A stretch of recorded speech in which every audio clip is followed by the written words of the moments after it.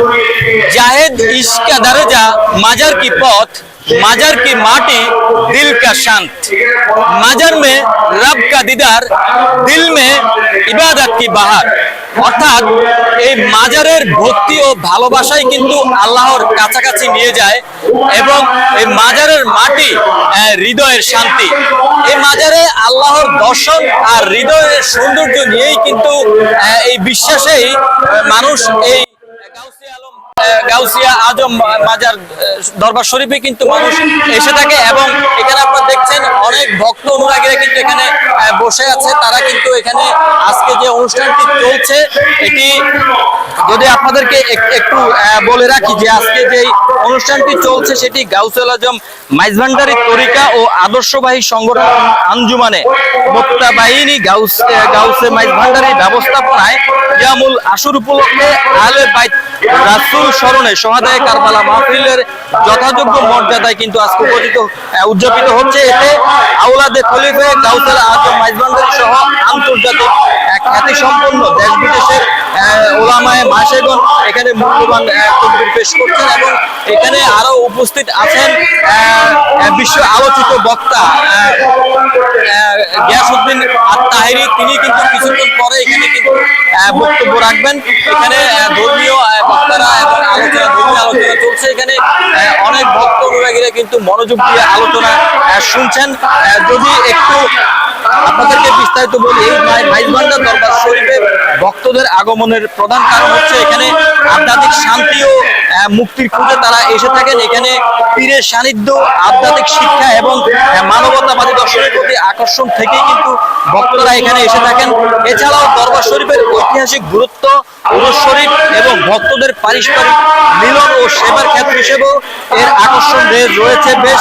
এখানে প্রখ্যাত আউলিয়া কামেল আধ্যাত্মিক সাধক মাইজভান্ডার দরবার শরীফের প্রতিষ্ঠাতা ও মাইজভান্ডারি তরিকার ভিত্তিপ্রস্তর স্থাপনকারী গাউসুল আজম হযরত শাহ সুফি মাওলানা সৈয়দ আহমদুল্লাহ তিনি তারিখে দরবার শরীফ আছেন যার নাম হচ্ছে আহমেদিয়া মঞ্জিল।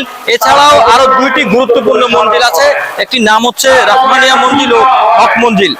রাহমানিয়া মঞ্জিলের যিনি দায়িত্বে আছেন তার নাম হচ্ছে গাউসুল আজম শাহ সুফি হযরত সৈয়দ গোলামুর রহমান মাইজভান্ডারি প্রকাশ বাবা ভান্ডারী এবং যিনি হক মঞ্জিলের আছেন তিনি হচ্ছেন চেরাগে গাউসুল আজম বিশ্বলি শাহানশাহ শাহ সুফি হযরত সাইদ জিয়াউল হক মাইজভান্ডারী। এই যে শত বছরের ঐতিহ্যের ধারাবাহিকতায় প্রতি বছরে এই মহান উপাধি দিবসের স্মরণে দুটি উরুস শরীফ হয়ে থাকে। একটি হয়ে থাকে 10 মাঘ যেটি হচ্ছে গাউসুল আজম হযরত মাওলানা শাহ সুফি আমুল্লাহ মাইজভান্ডারি উরুস শরীফ বলা হয়। এই উপলক্ষে 8, 9 ও 10 মাঘ ইংরেজিতে যদি বলি 22, 23 ও 24 জানুয়ারি এই 3 দিন ব্যাপী কিন্তু উরুস শরীফ অনুষ্ঠিত হয় এবং অন্যটি তারই বাতিশপুত্র সৈয়দ গোলামুর রহমান বাবা ভান্ডারীর উপাধি দিবস উপলক্ষে 22 চৈত্র অর্থাৎ 5 এপ্রিল তারিখে কিন্তু সেটি অনুষ্ঠিত হয়। এই গাউসুল আজম মাইজভান্ডারির অনেক দেশ বিদেশে কিন্তু অনেক ভক্ত অনুরাগীরা রয়েছেন।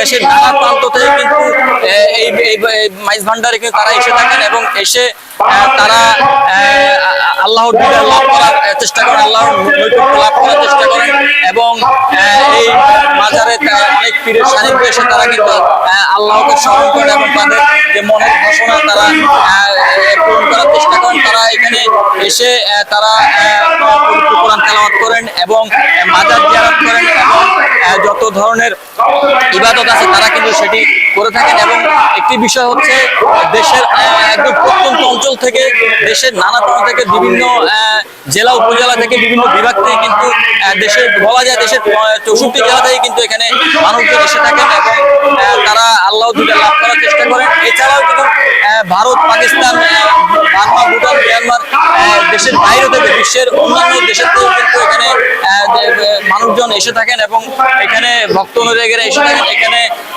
এই যে উরুস শরীফ বছরে 2টি উরুস শরীফ হয়, এই উরুস শরীফেই কিন্তু এখানে এক ধরনের মেলা বসে এবং এই মেলার মধ্যে এবং এখানে মানুষের যারা এখানে আসেন তাদের জন্য থাকা খাওয়ার এক ধরনের সুব্যবস্থা থাকে এবং তারা এখানে আসেন, এসে এই যে আধ্যাত্মিক শান্তি এবং মুক্তির খোঁজ করেন।